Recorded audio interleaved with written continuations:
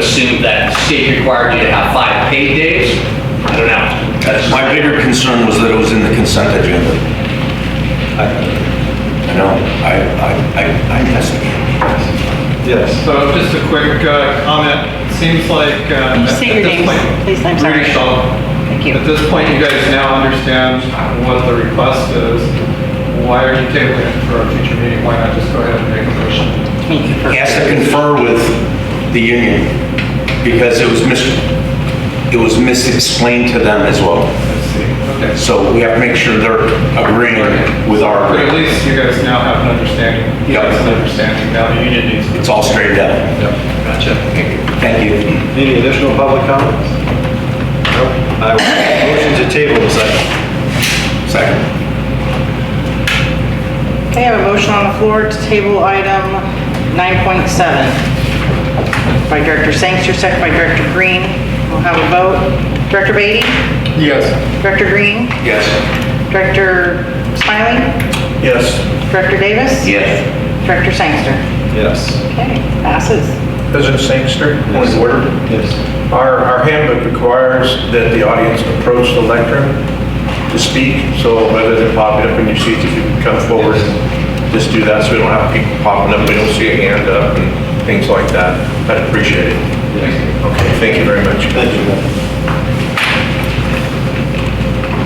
Okay, we'll move on to board action items. And item number 1, the monthly claim detail and investment reports for May 2025.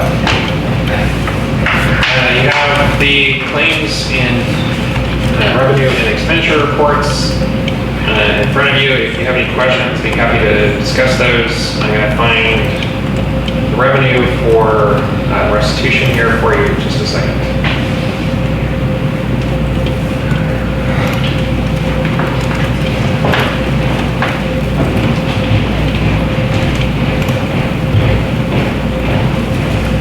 Question on this item is a reason that the financial officer is not presenting these? Thank you.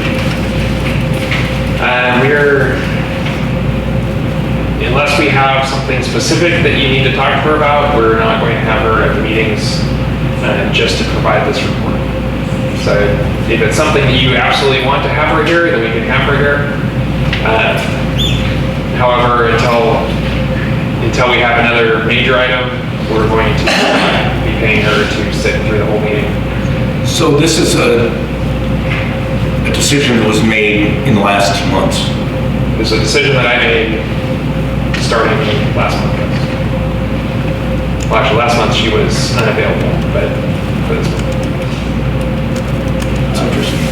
I could certainly understand that perspective perhaps from board members, but what if there's a member of the public that has a question about something that's on a financial report? So I'm very well aware of the financials. If there's a specific question, then I almost can guarantee that I can answer it. If you have a specific question that can't be answered, then we can always bring it back, or I can bring the answer back. I have a question that I can't ask you, that I could ask her, but I won't ask. What kind of question would it be?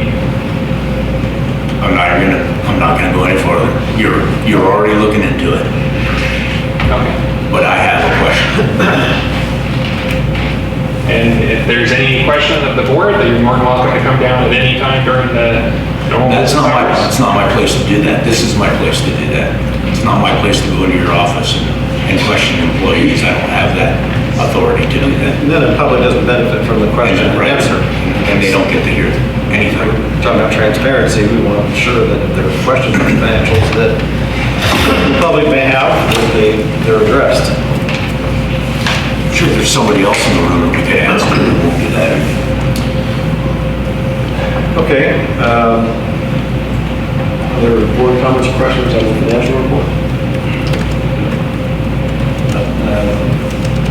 Dr. Green and Davis, questions or comments on it? Yes. Go ahead.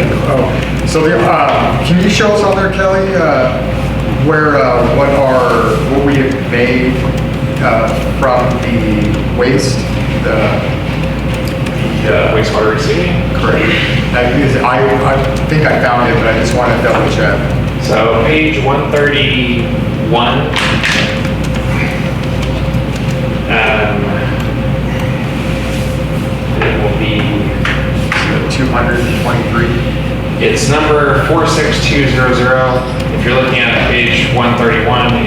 the second grouping at the bottom of the second grouping.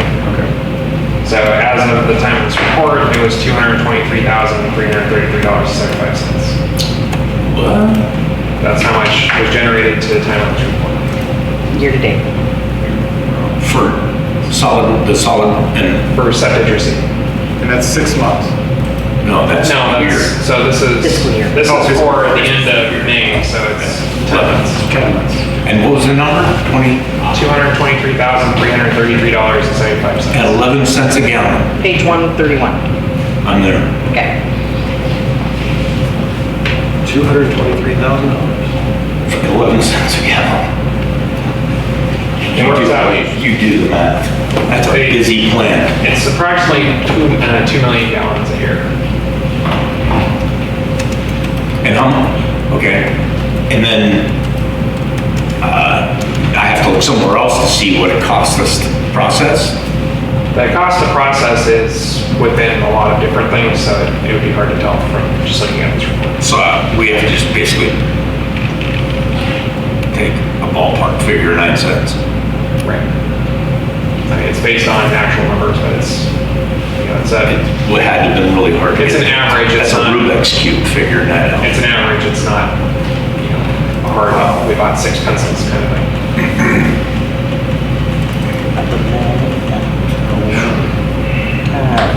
Do the calcium.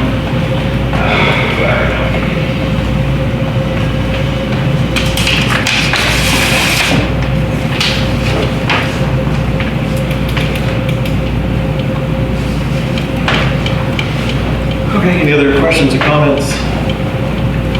He's still looking for the restitution. So the restitution is not on that report. It's on the, Well, it's not. This is the claim details. oh. It's on our general ledger report, which is not normally provided, so. We can definitely provide that. It is tracked. Okay. I saw it on here last month. Yeah, it's somewhere. I wish, It was on there last month, but it should be on there this month. I wish your financial officer was here. She wouldn't be able to find it anymore, neither one of us, so. Yeah. Well, that's concerning too. And I believe last month we were looking at the budget. So it is on the budget. It's searching.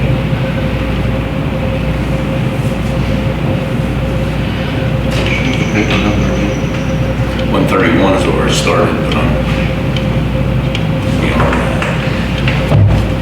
So we can provide that at next month's meeting, or we can send it out separately. why don't you have her join us? No.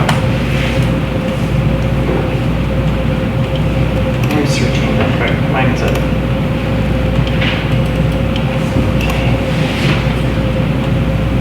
Search for the code number in the document.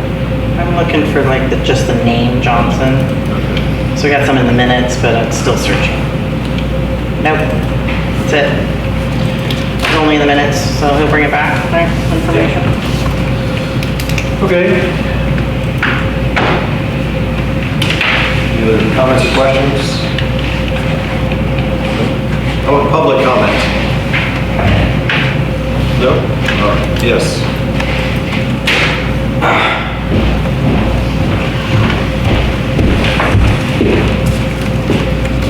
On the financials, right? That's what we're on. Okay.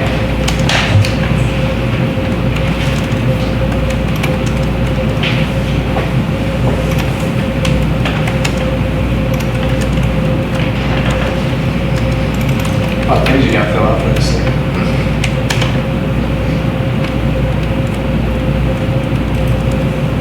Okay, Robert Ross.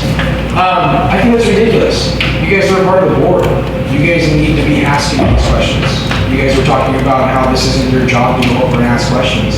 It is ridiculous. I'm envious of Michelle right now because she's not here. I don't have to be here. When I come here, it's for like one agenda item. And I'm here for 3 to 4 hours because you guys are asking so many questions. when you could have spent your time helping this community, by the way, which is a good part of your job, to be able to go and ask all these questions in person so that you don't actually have to ask these questions later on because you already have every answer. You have the full agenda item ready to go on every single one of your computers. Use them. Ask the questions. Go to these people. They're open for it. They literally ask you to so that we don't have to go through this every single time. It's absolutely ridiculous. And you guys have a really high power in this community. You do.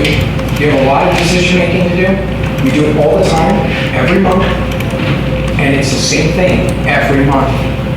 Time and time again, tons and tons of hours wasted on you guys asking all the questions that you could have asked within that one time period. It's just ridiculous. Be a part of the community if you want to be a part of the community. Go around, ask questions, talk to the people who are actually here. It's just ridiculous, guys. And clarify a couple of things. We get the agenda 4 days before this meeting, so there's 4 days to do it. Hold on. 4 days. We get the agenda 4 days before this meeting. You don't understand the process. I don't get paid to be here. I'm giving my time, so don't question how I spend it. You don't have to sit here. So, first of all, we have, just to clarify for the public, we have the meeting agenda for 4 days, the board packet for 4 days prior to this meeting. Most of us work full-time jobs, so I can't exactly go down during business hours and ask all the questions. And more importantly, the fundamental reason we want it brought up at a public meeting is so that the people who are in attendance, we take concern with something, as you pointed out, it's important. We want the members of the public who are here to hear our question and hear the answer so that we're not the only ones getting that information. It's again for the benefit of the entire community to get that same answer. Thank you. You don't know what kind of thought goes into our decisions if you don't get to hear the questions and the answers. It's for your benefit. So, is there a motion? I have a comment. Okay. All right. So we were talking about time being wasted here. And I heard from a board member tonight, for the 5th time since I've been on this board, just the same exact item over and over and over again about the sewer out there. It has been asked and answered by Kelly so many times, I can't even count. So that's a huge waste of our time every time that it comes up. So, and I don't think that we ought to be raising our voices. Is this what we're discussing tonight? We're talking about the... I'm not talking to you, Director. Let's see. Well, that point of order then. Point of order, I think we're done with this discussion. Is there a motion? It's just a consensus, really. Okay. To Receive and file. Yeah. I agree to receive and file. Davis. Yes. Green. No. Beatty. Yes. Miley. Yes. Board action item 2, establish a state check and unclaimed property policy. 2 seconds. The request is to review and adopt Resolution 2025-21, adopting a sale check and unclaimed property policy for the district. The proposed sale check and unclaimed property policy establishes a procedure for the district to manage and dispose of unclaimed money in its custody. The unclaimed money includes uncashed or stale dated checks or other funds held for the benefit of a third party, like a vendor or a customer. The intent of this policy is to ensure accurate financial reporting in compliance with California Government Code sections 50050 through 50057. Regarding unclaimed money, safeguard the rights of rightful owners of the funds and provide a mechanism for the district to lawfully take possession of unclaimed monies after the required period of due diligence. The ultimate goal is to protect public funds through proper accounting while giving claimants adequate opportunity to claim their money. Exhibit A is the report. Is attached to this report, outlines the procedures of handling stale checks, identifying classifying stale checks, the due diligence period, and an effort to convey payee or owner, late claims, record keeping exceptions for timeframes and policy and review revisions. For the most part, this sort of memorializes what we're doing now. It does give us more options to deal with stale dated checks that we have issued for small dollar amounts that we end up spending more money to try to find the person and reissue checks than the check was actually worth in the first place. There is a fairly lengthy process and time frame to be able to reclaim money, but this gives us a formal process and policy to go down those avenues. Currently, we, after a length of time, we send it to the state and it goes into the state unclaimed property where some of the checks will still go. This just memorializes the time frame and provides a more rigid structure for us to do that.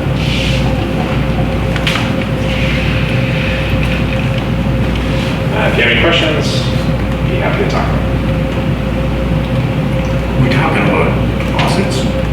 So this is referring to checks that we write. So if you're a customer and we write you a check as a reimbursement or a refund, but the address you give us is no good, and through our due diligence, we try to locate you, we can't locate you, and the check, let's say, is $1.50.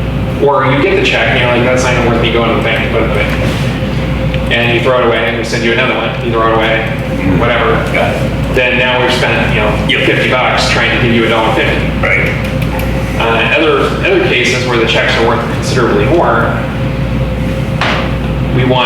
currently we process those after, I believe, a year. We send them to the state to unclaimed property. This again just puts that in a structure so that we can do it the same way every single time, and that's the policy that we follow. Our goal is to give everybody their money, but through people moving around, people dying, you end up with checks every once in a while that are just sitting out there forever now. Our checks are only good for 180 days, so they have to be reissued after 180 days. If somebody gets it and holds on to it or loses it, it has to be reissued. So this is a way to make sure we're giving the money back to the rightful owner, but also mitigating the cost to the district to do that. So at some point, if it goes to the state, do the funds ever return to the district? So if it's given to the state, it never comes back to the district. It sits on the state's website, the state's records until it's claimed by somebody, and it could be there indefinitely. The goal is to get some of these off of our books by either giving them back to the original payee, putting it back into our bank account, or shifting it to the state to be on their unclaimed property. And how much or what value do we have in stale checks and unclaimed property currently? So we don't have a large volume currently, but we have had issues, and this has been pointed out by our auditor, that because we don't have a written policy for that. I mean, we do it consistently, but we don't have a written policy that the board has adopted, so we sort of get a black mark for that. But it's not something that happens every day. It's something that generally somebody moves out and they move to a different state, and the address they gave us was no good. They changed their number. There's no way to get a hold of them. But now we have to keep that check open and on our record indefinitely until, well, right now, if we don't have a policy, we could have that on our record forever. But we don't want that. We want to clear it off our books so that we're not dragging it along. Agreed. And everybody should look at the state website. You might have some money. I got a whole $10 there. I got $1. I got $1. I knew that. Okay, is there questions, comments on this item? We're just looking to adopt, is that Yes. correct? Questions, comments, no? I like it. there any public comment on this item? No? All right, back to the board. Provide a motion? Make a motion to adopt resolution 2025, that's 21. I'll second. Have a motion on the floor by Director Smiley to approve Resolution 2025-21, establish a stale check and unclaimed property policy, seconded by Director Sangster. We'll have a vote. Director Smiley? Yes. Director Green? Yes. Director Davis? Yes. Director Beatty? Yes. Director Sangster? Yes. Passes 5-0, no absence. Moving on to item number 3. Request for bids for main switchboard electrical equipment for the Machado wastewater treatment facility. So this item is simply an authorization to the general manager to release the press for bids for the main switchboard electrical equipment for the Machado wastewater facility as part of the overall expansion and upgrade of the wastewater treatment plant, and the inclusion of solar in the treatment plant. The main switchgear has to be relocated to the west property line so that we can connect to the solar array, and that would be our new meter section. This is for the equipment only.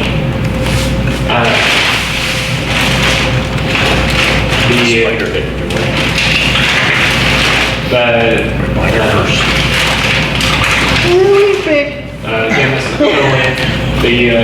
the construction or installation would be coming back at a later date. The reason this is coming separately is that this is a long lead time. In order to meet our deadline for solar, we have to get this procured and on order in time for it to actually get here before the solar deadline. So this is electrical switchgear specifically?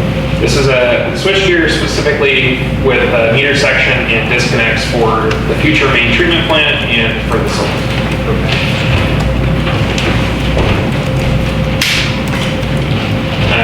The bid packet is fairly lengthy, so there's 2 links in there. One for the ASAP plan room, which is where the bid documents will be housed, and the other is just the bid packet by itself. Okay. Do you have an estimate for, I'm sorry, give it up first. Oh, no, right. Do you have a guesstimate of what you think that the cost would be for the equipment? So unfortunately, the cost estimate is kind of all over the place based on other projects that our engineer was dealing with. Some are as low as $50,000, some are as high as $100,000. This is a fairly simple, sort of vanilla, off-the-shelf type of setup, so I'm leaning more towards the $50,000. There may be some extra charge in order to get it sooner than the projected lead time, which could be up to a year. So it is a short bid period, so we should have that answer pretty quickly. It is anticipated to come back in August, but probably by July we would have an idea. The bid is due in August, but by July we should have a better idea of what it's going to be. Okay. And there are numerous manufacturers for this equipment, or is it standard, like one supplier?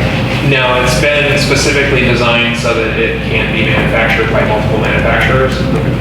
We are also looking into, we didn't have the information in time for this meeting, and I didn't want to delay this till July, but there is potential for getting similar equipment through competitive bid process through the state, through Sourcewell. So we are still investigating that. So if that becomes a possibility, then that may come back sooner, and the bid process may or may not continue with that. Okay. Are we members of Sourcewell? Yes. Any other co-ops like B&I? Sourcewell's only through our credit card? Yeah, we're a member of Sourcewell through our credit card. No. We're not a member of any other competitive bidding sites, although our policy does allow us to use any other competitive bid from any other public agency that's recent. So if the state bought something somewhere, then we can use that if it's like in kind for what we're asking. Okay. You can leverage other agreements, so cooperatives, purchasing co-ops are essentially entities that have competitively bid. It could be goods or services, and there's a number of them that Omnia Partners, This needs to be moved. Omnia Partners, E&I, Sourcewell, obviously DGS, there's other companies to look, so I suppose if there were a company producing a known quantity for something you know will work, if it's been run through one of those co-ops, then you can leverage that pricing, and it's already formally bid, so there's no bidding requirements, simply just purchase it based on their existing agreement. And our electrical engineer for the treatment plant is working with a couple of manufacturers directly on this, and so we can, or I can talk to him and see if he has any of that information or what those companies are, and we can investigate whether or not they have any recent bidding that is similar to what we're asking for. The other avenue, if you do get some proposals and they are not favorable, you could use trial GovSpend, which is probably free, use that to benchmark the pricing and/or go through the co-ops. So anyone can search the co-op pricing and see what public agencies have paid, and certainly leverage that against your proposals and say, well, E&I had this agency purchase it for this price. It's the tool. So anyway, thank you for the information. I don't want to monopolize it. Gentlemen, other questions, comments? Okay. Director Davis? No. Do we have any public comment on this item? Where's John?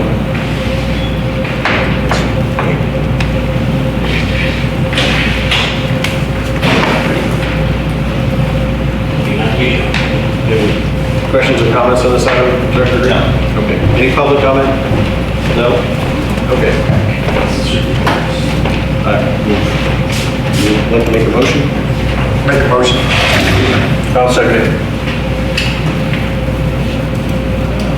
We have a motion on the floor to, what are we doing here? Okay, we are request for bids for main switchboard electrical equipment for the Marchada wastewater treatment facility, seconded by Director Smiley.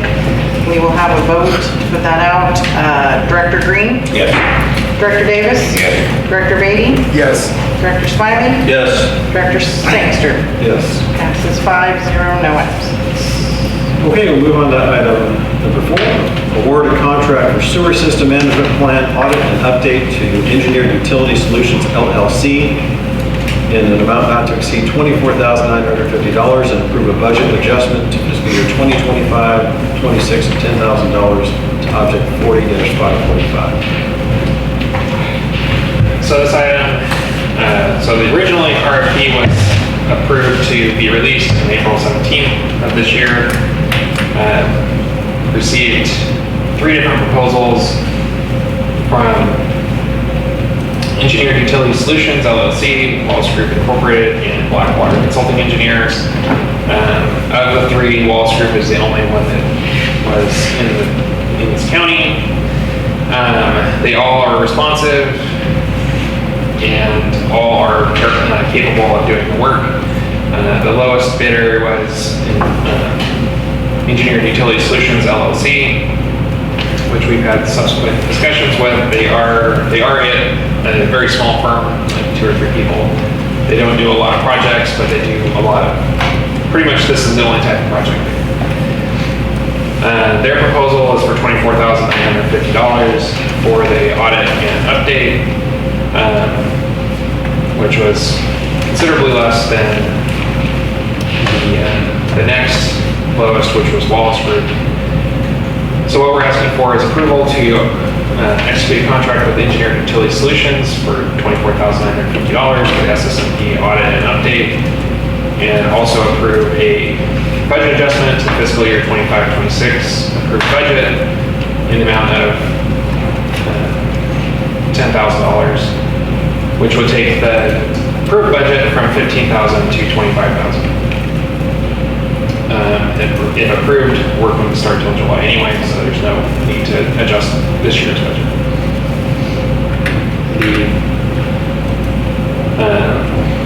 The recommendation report and the proposals are attached if you have any questions.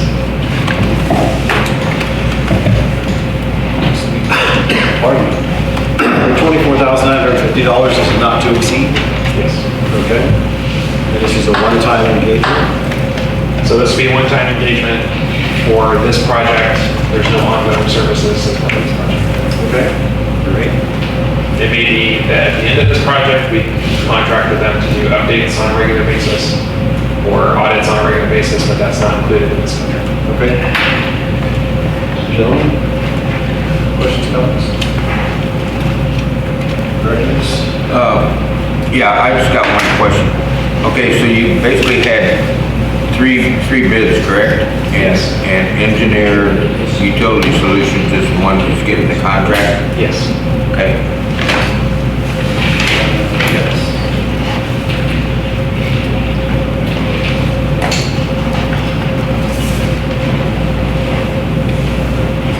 Any other questions or comments from the board? How about public comment? Is there any public comment on this item? No. All right. We have a motion? Motion to approve resolution 2025-25. I'll second. I have a motion on the floor by Director Smiley to approve Resolution 2025-25, second by Director Beatty. We'll have a vote. Director Green? Yes. Director Davis? Yes. Director Smiley? Yes. Director Beatty? Yes. Director Sangster? Yes. Passes 5-0, no absence. Okay, we'll move on to item number 5. Update on status of emergency condition. May 22nd, 2025, the Board of Directors made a finding of emergency circumstances and approved a design-build contract with Viborg Sand and Gravel for immediate repairs to percolation pond number 2 at Machado Wastewater Treatment Facility by Resolution 2025-16. For policy, this item is to review the outcome of the emergency action taken. So all work was completed by June 3rd. We restored the pond, restored flow to the pond on the 4th. We just yesterday changed the pond back to one of the other ponds after getting to its minimum level before overflow. So we're required to keep 24 inches between the overflow level and the water level. So I got to that and that was 10 o'clock yesterday. As of 10 o'clock today, it had already gone down 6 inches. So I would say that the overall repair